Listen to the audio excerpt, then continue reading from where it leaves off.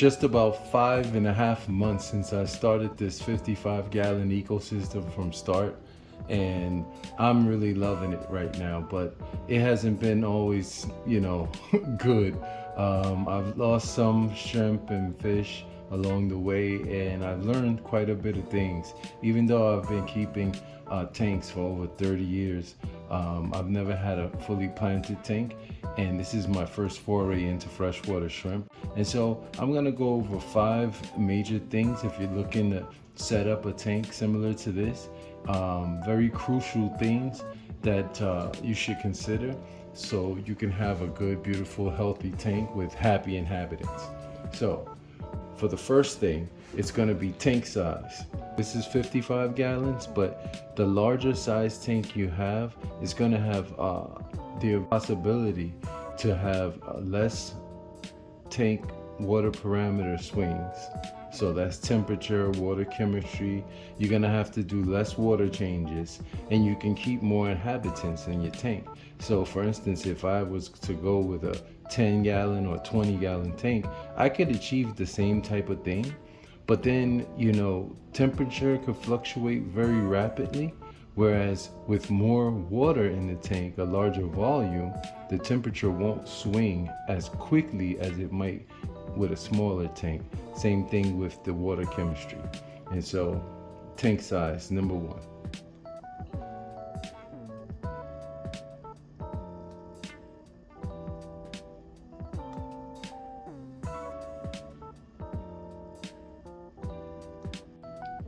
Number two, stocking. Now, when you're looking to set up a tank similar to this, you want to consider what do you want to keep in the tank. And going back to tank size, the larger tank you have, the more water volume, the bigger number of inhabitants you can have in the tank. So right now I have about 22 fish in here. They're smaller, but they're not crowded. And I have I want to say about 25 shrimp in there. I've got, see my little spotted clown pleco is back there. He's making an appearance. I hardly ever see him, but apparently he's happy. And all the fish and shrimp are happy now because I was able to adjust a few things, which I'll get to in a minute, but they weren't always this happy. And in step number two, with the stocking, you want to consider when you have your inhabitants, if they're going to be compatible with each other. So which fish can go with which fish and have, and cohabitate peacefully. If you want to keep shrimp, are you trying to keep Neocaridina shrimp, for instance, or Caridina shrimp? I have both in here, and I'll talk a little bit more about how I'm able to keep both.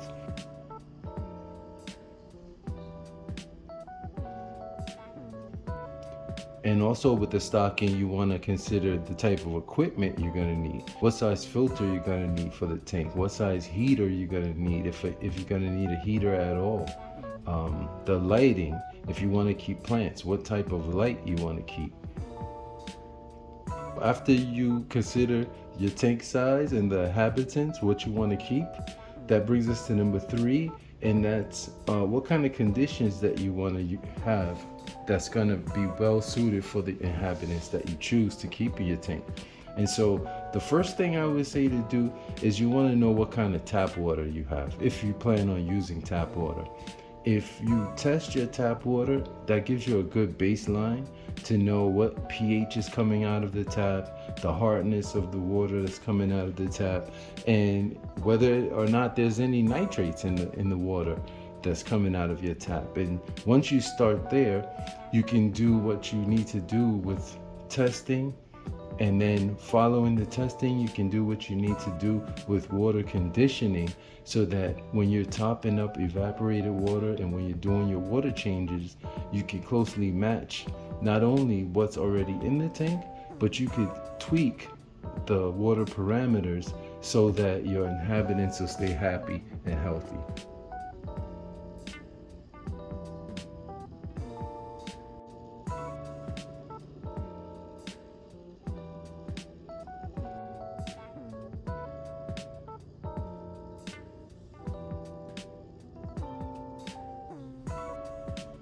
Now, if you decide to keep live plants, plants really can generally do. I'm going to talk real general when it comes to plants because you can keep whatever type of plants you want, and you may have to make some adjustments depending on what species of plant you want to keep. These are all what people would call beginner or low tech plants to keep. I don't have any CO2 or any special requirements for these plants, but they do need food. I used to think plants need water, air, and light, and it'll grow. It makes its own food. But while that's true to a certain extent, you will need to add some nutrients for your plant, so minerals, because the water, and that goes back also to testing the tap water. If it has any minerals, you want to test your TDS, which is total dissolved solids, in your tank, in your tap water, to know what you're putting in there. You'll get a good baseline when you're starting out, and then you'll know what you need to adjust based on the health of your plants. I also picked up this TDS meter. It tells you the total dissolved solids in your water. TDS is a good measure to take, but because you don't know what the solids are comprised of, you need to do further testing. But it gives you an indication of what's in your water, or how much of those mystery items are in your water. When selecting plants, and then in selecting your inhabitants, you don't want to select fish, obviously, that eat plants, because if you select fish, like, you can have a beautiful planted tank, and then maybe you want to put some silver dollars in there, and it looks beautiful when you first start out, and then your tank ends up naked. All your plants are gone because you find that your silver dollars have been nibbling on your plants. The fish look healthy, but your plants are scarce now. So you might want to look out for that when it comes to choosing fish to go into your planted tank. I think neons are a really good choice.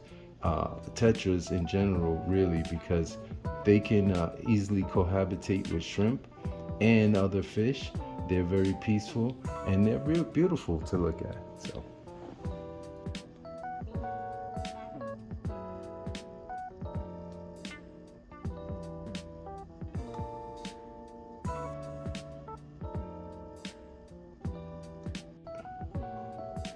That brings us to point number 4, which is back to the inhabitant. In this tank, I have tetras. I have neon tetras, I have glow light tetras, and then I have, the black neon tetra is just one left, but he's still in there holding on. I also have the clown pleco, and so there are also some pond snails in here. I think they're bladder snails, I'm not sure, but there's snails in there. And then I have both neocaridina and caridina shrimp. Okay, so let's say neon tetras, they like a temperature between 72 and 76 degrees. The pH between, say, 6 and 7. The hardness, GH less than 10 degrees, KH between 1 and 2 degrees, and your nitrates, you want to have less than 20 parts per million. For the neocaridina shrimp, they can live and be comfortable in temperatures ranging between 57 degrees and 86 degrees.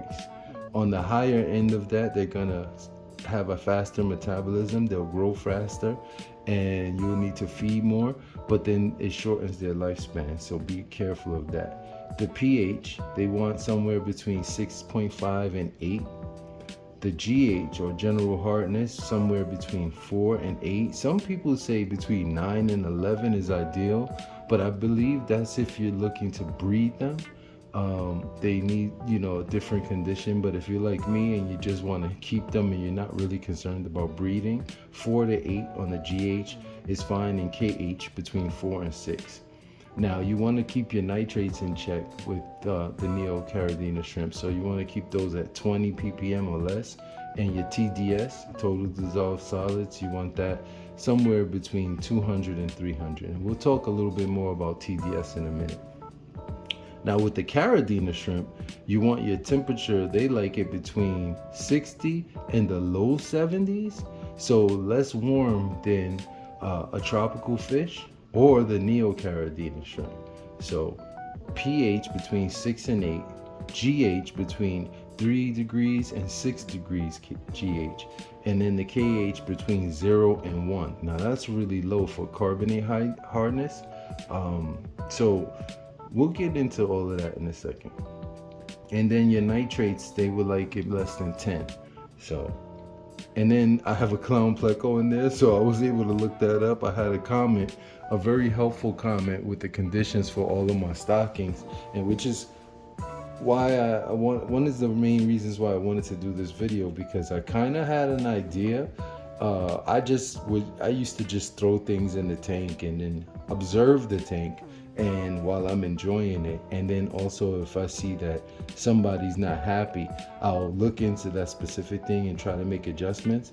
But you want to get it as close to as possible to ideal conditions for everything in your tank, and then if you maintain that, everybody should be happy. And so for the clown pleco, they like the temperatures between 74 and 80 degrees, a pH between 7 and 8, and then the hardness, it doesn't really matter that much, but they can survive within between 3 and 10 degrees. And then the nitrates, you want to keep those, like with most fish, lower than 40. So for instance, the clown pleco can tolerate a higher nitrate level, whereas the neons want it a little lower, and they like a little bit softer water than the clown pleco. But we can get a happy medium, which is what I'll get to right now. And finally, the plants. Now, the plants are really hardy, the ones that I have at least, and these are, low maintenance, low tech plants. And so the only thing you want to really watch for with your plants is your nutrient level. So that's where the TDS comes in again. And also you want to keep an eye on your nitrates, because the plants will consume some of the nitrates. So say the fish waste and the shrimp waste turns into nitrates. The nitrifying cycle happens, and the end product of that is nitrates. But then the plants consume that, which is what makes this a sort of symbiotic relationship in this ecosystem. And that's part of what makes it an ecosystem, because one is feeding off the other, or one is directly affected by the other. So the fish eat, put the food in the tank, fish eat the food, they have the waste, and then the plants take up the fish's waste that is suspended in the water column and use that as energy to grow. And so right there you have your ecosystem in very basic terms. But if you have a very low nitrogen level, then you know that it's time for you to start adding some fertilizer to your water. And I'll show you everything that I use to get this system right where I need it to be to keep all of the inhabitants happy. And finally, point number 5, and that is water changes and test kits. Now, in the start of this, we talked about knowing the condition of the water that comes out of your tap. And once you have that as a baseline, then you'll know what you need as far as testing kits. The frequency of water changes, that will depend on what you're keeping, and again, your water. And if you just keep an eye when you're sitting here, like if you're anything like me and you have this chair here and you're sitting and you're just enjoying your tank, you'll notice changes in your tank, the growth rate of your plants, for instance, how your fish are swimming about, how the shrimp, if the shrimp are out, and I call it marching, what it looks like they're doing with their little fish, their little feet.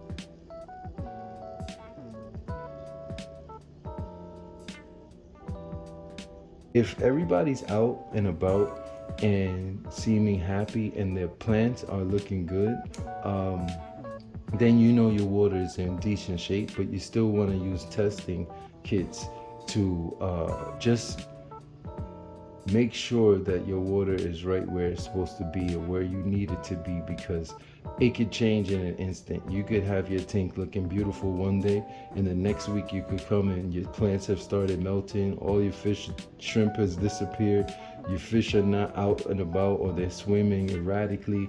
And that is exactly what happened to me. I still have some signs on my plants. You can see the bamboos have some yellowing.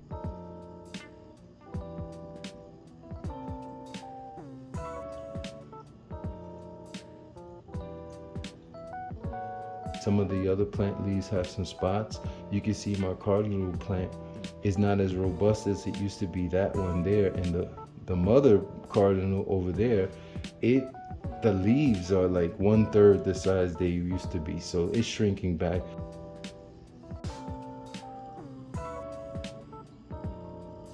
One of the Luigias in the back has dropped leaves, and it started melting. Even the wisteria, the wisteria was growing like a weed, and now I see it's dropping some leaves, and the leaves aren't as broad and robust as they once were. And also the Brazilian pennywort, that is not growing as fast as it was because the water parameters.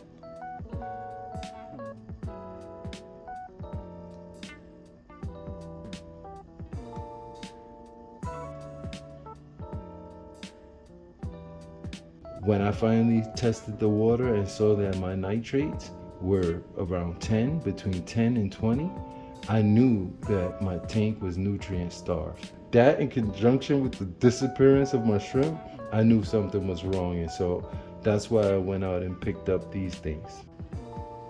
And so a good helpful tip as far as water changes and the nutrients in your tank, you can use that schedule as a good time to, when you're replenishing the evaporated water or doing your water change, that would be a good time to test your water, make your adjustment, and then maybe fertilize your plants. Add a little fertilizer or some shrimp nutrients or trace elements, whatever you choose to use. That would be a great time to add it in, and do it on a schedule so it'll be some sort of regularity with it. And you will be training yourself as well as the tank. Just like when you walk up to the tank and the fish come and greet you because they know that means food, well, the same way you can train yourself to do that on a schedule. And so that was my 5 tips on how to get a tank in great shape and have everybody live and be happy. Number 1, tank size. Number 2, stocking. Number 3, the condition for what you want to stock. Number 4, the fish that you have or the inverts that you have, the water parameters that they need in order to be happy and have a happy, healthy, long life.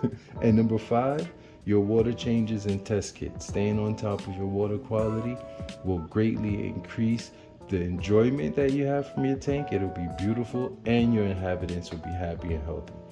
If this is your first time visiting the channel, welcome. I do kind of stuff like this all the time. Feel free to check out one of the other videos that I have. It'll be posted at the end of this video. I have a whole playlist on this tank from when I started it, from bare to where it is now. Please feel free to leave me a comment or any questions that you may have. Hit that thumbs up button, it really helps the channel. Consider subscribing. Everybody stay well, and I'll catch you on the next one. You'll also see some tips about the terrestrial plants that I have there, how I have them attached to the glass. And another thing that I did, for those of you who have been to the channel before and have been following me on this tank, I added a black background. As you can see, I painted the wall behind the tank, and so I had to pull it out, and that was the impetus behind me doing that 75% water change after I thought all of my shrimp died. But lo and behold, once I changed the water, and once I added the minerals and conditioned the water and got the test kits that I needed, specifically the ones for GH and KH, and changed those parameters to where they are beneficial for all my inhabitants, I noticed that my Caridina shrimp, my Tuamano shrimp, are still alive in there, and I still have some Neos that survived. And so I was really happy about that. They must have tucked themselves away somewhere in a cave and said, we're gonna wait until he fixes our water. And that background, I only have it up to where the water level is. And so when I start seeing black through the top of the tank, I know it's time to top up that water.